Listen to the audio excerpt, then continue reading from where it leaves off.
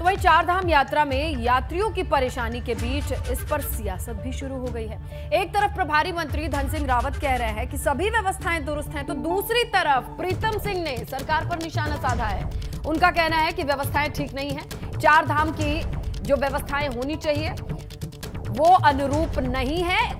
कुल मिलाकर सत्ता पक्ष और विपक्ष आमने सामने। मंत्री जी कहते हैं सब कुछ ठीक है, और नेता अगर बात करें सामने से कांग्रेस के, वो कह रहे हैं कि व्यवस्थाएं ठीक नहीं है, कोई प्लान ही नहीं था सरकार के पास।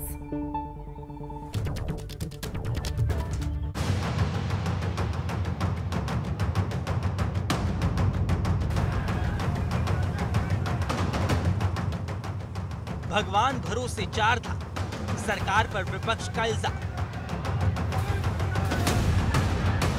सबसे बड़ी यात्रा पर प्लान फेल, श्रद्धालुओं के साथ किसने किया खेल। 3 मई को गंगोत्री और यमुनोत्री धाम के कपाट खुले, 6 मई को केदारनाथ और 8 मई को बद्रीनाथ धाम के कपाट खुले और श्रद्धालु बड़ी शिद्दत के साथ चारधाम यात्रा के लिए निकले। लेकिन सरकार की बदहाल इंतजामी और पर्यटन मंत्री सतपाल महाराज के विदेश दौरे पर जाने से श्रद्धालुओं की उम्मीद पर पानी फिर गया। लेकिन अब कई दिनों के विदेश दौरे से लौटे पर्यटन मंत्री सतपाल महाराज दावा कर रहे हैं कि काफी हद तक व्यवस्थाओं को दुरुस्त कर लिया गया है। मैं ये कहना चाहता हूं कि इस समय बहुत ज़्यादा जनता में उत्सुकता है चारधाम यात्रा करने की।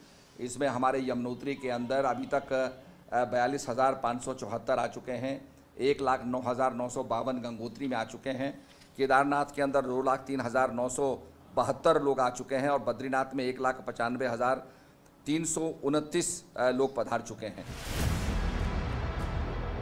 इतना ही नहीं, मंत्री जी ने नए दिशा निर्देश भी तय कर दिए, जिसमें उन्होंने कहा मंदिरों में जितनी क्षमता होगी उतने यात्री चारधाम भेजे जाएंगे।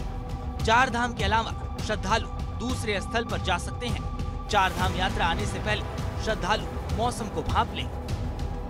हमारे लिए बड़े गौरव की बात है कितने लोग आ रहे हैं, पर कैरिंग कैपेसिटी के बारे में मैं बार बार कहता रहा और मैं फिर से कहूंगा कि जो कैरिंग कैपेसिटी हमारे धामों की है उसके मुताबिक ही लोग जाएं और अपने आप को एक्सर्ट ना करें। अगर आपको ब्लड प्रेशर है तो धीरे धीरे यात्रा करें। हेली सर्विस चल रही हैं और भी हम सर्विसेज को लाने का प्रयास करें। इस बीच पूर्व मुख्यमंत्री त्रिवेंद्र सिंह रावत ने भी सलाह दी, अगर भारी संख्या में श्रद्धालु आ रहे हैं तो ऐसे में श्रद्धालुओं की संख्या को सीमित करना बहुत जरूरी है। देखिए, जितना संख्या में श्रद्धालु आ रहे हैं वो जो वहाँ की व्यवस्थाएं हैं उनके हिसाब से काफ़ी भारी पड़ रही हैं और इसलिए संख्या को नियंत्रित करना चाहिए। रास्ते में जो पड़ाव हैं उनका उपयोग करना चाहिए। एक तो उससे फ़ायदा ये होगा कि एक्लिमेटाइज होंगे जो भी यात्री आ रहे हैं बाहर से। बहुत एकदम मैदान से और इतनी अधिक ऊंचाई पर सीधा पहुंचना वो भी स्वास्थ्य के लिए बहुत लाभप्रद नहीं है। उधर केदारनाथ धाम से लौटे स्वास्थ्य मंत्री धन सिंह रावत केदार धाम में व्यवस्थाओं को बेहतर बताया। उन सबको हम तीर्थ यात्रा के लिए किसी को रोकना नहीं चाह रहे हैं, लेकिन अब हमने पंजीकरण ये कर दिया है कि एक दिन में कितने यात्रियों को भेजना है, दूसरे दिन कितने यात्रियों को भेजना है, तीसरे दिन कितने यात्रियों को भेजना है। और अब ये भी क्या है रुद्रप्रयाग में कि अगर केदारनाथ में पंजीकरण अगर ज़्यादा है तो पहले हमने यात्रियों से निवेदन कर रहे हैं कि पहले बद्रीनाथ के दर्शन करके। सुना आपने स्वास्थ्य मंत्री ने अपने दावों में क्या क्या कहा, लेकिन पूर्व नेता प्रतिपक्ष प्रीतम सिंह ने उनके दावों को झूठा बताया। प्रीतम सिंह ने कहा सरकार के पास कोई इंतजाम नहीं था। सरकार को यात्रा प्रारंभ करने से पहले रोड मैप तैयार कर लेना चाहिए था।